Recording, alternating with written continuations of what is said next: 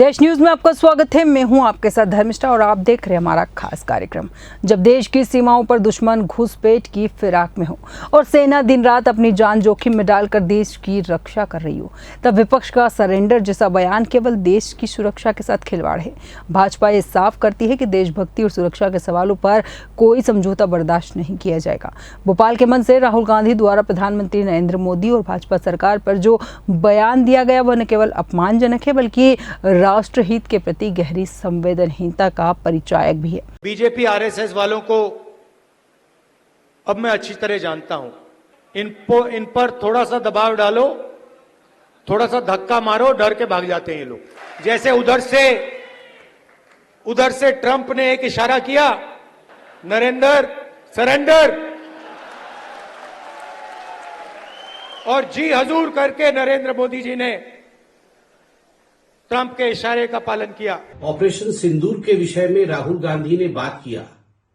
वह किसी भी सभ्य राजनेता, वह किसी भी लीडर ऑफ ऑपोजिशन या किसी भी पॉलिटिशियन को न केवल शोभा नहीं देता, अपितु वो पॉलिटिशियन फिट ही नहीं हो सकता है जो अपने देश के लिए, जो अपनी मातृभूमि के लिए सरेंडर जैसे शब्द का प्रयोग करता है।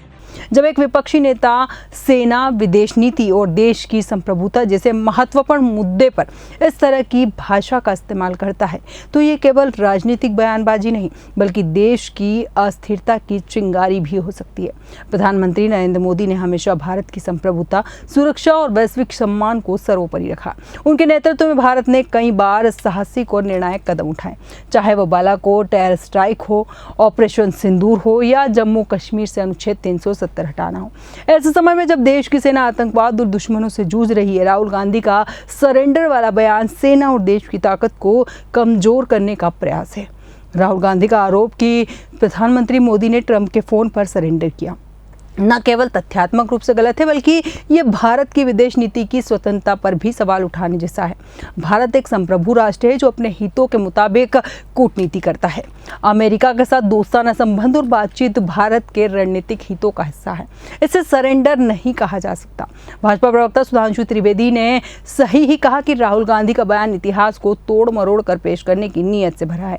कांग्रेस के शासनकाल में कई ऐसे समझौते हुए जो भारत के हितों के खिलाफ रहे हैं।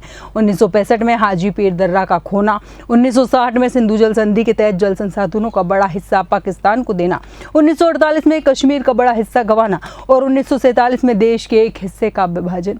ऐसे ही इतिहास को भूलकर या छुपाकर राहुल गांधी वर्तमान सरकार पर इल्जाम लगाते हैं। संबित पात्रा द्वारा राहुल गांधी को पैड एजेंट कहे जाने के पीछे तथ्य और संवेदनशीलता दोनों बताई जा रही है, क्योंकि जब कोई नेता देश की सैन्य कार्रवाई जैसे ऑपरेशन सिंदूर पर सवाल उठाता है तो आतंकियों के खिलाफ निर्णायक कार्रवाई थी जिसमें 9 आतंकवादी लॉन्च पैड और 11 एयरबेस नष्ट किए गए, तो वह देश के सैनिकों का अपमान करता है। राहुल गांधी ने देश के संविधान, लोकतंत्र और संस्थानों पर जो आरोप लगाए हैं वे गंभीर है लेकिन तथ्य और सच्चाई से कोसों दूर है।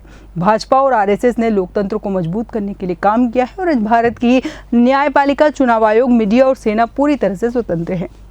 यदि कहीं कोई सुधार की गुंजाइश है तो वह भी लोकतांत्रिक व्यवस्था के तहत संभव है, न कि बाहरी साजिश या आरोप प्रत्यारोप के माध्यम से।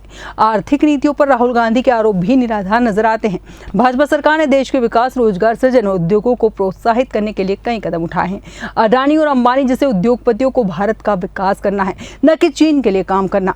सरकार ने चीन के सामान पर कड़े प्रतिबंध लगाए हैं और घरेलू उद्योग को बढ़ावा दिया है।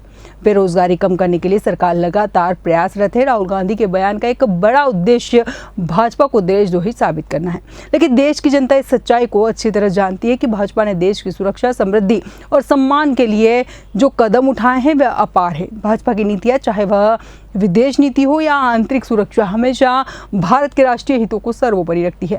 2025 के चुनाव भाजपा के लिए केवल सत्ता की लड़ाई नहीं बल्कि देश के भविष्य और सुरक्षित भारत के निर्माण की लड़ाई है। भाजपा का राष्ट्रवाद और देशभक्ति के मुद्दे पर अटूट रुख है जो पार्टी को जनता के बीच मजबूत बनाता है। राहुल गांधी जैसे नेता जो संवेदनशील मुद्दों पर असंवेदनशील बयान देते हैं, वे केवल राजनीति लाभ के लिए देश की एकजुटता को कमजोर करने की कोशिश करते हैं। भाजपा इन आरोपों को हराने के लिए पूरी तरह से तैयार है और जनता के समक्ष अपनी नीतियों और उपलब्धियों को उजागर करेगी। इस पूरे विवाद में भाजपा की ताकत यह है कि उसके पास जमीन से जुड़े कार्य है, उसकी सेना के प्रति निष्ठा स्पष्ट है और वह देश के सर्वोच्च हित में कार्य करती है। भाजपा जानती है कि देश की सुरक्षा और गौरव पर कोई समझौता नहीं हो सकता। अंततः भाजपा का यह संदेश है कि देश की संप्रभुता, सेना की ताकत और भारत के गौरव को कोई भी राजनीतिक बयान कमजोर नहीं कर सकता। भाजपा 2025 में एक बार फिर से देशवासियों के विश्वास पर खरा उतरने और भारत को विश्व में महान बनाने का संकल्प लेकर आगे बढ़ रही है। देश की सुरक्षा में संदेह फैलाने वालों को जनता ने हमेशा नकारा है। भाजपा का यह मानना है कि राष्ट्रीय सुरक्षा और सैनिकों के सम्मान के खिलाफ कोई भी बयान बर्दाश्त नहीं किया जाएगा। सरेंडर जैसी भाषा विपक्ष की असंवेदनशीलता और राष्ट्रद्रोह की पहचान है, जिसे जनता कभी स्वीकार नहीं करेगी।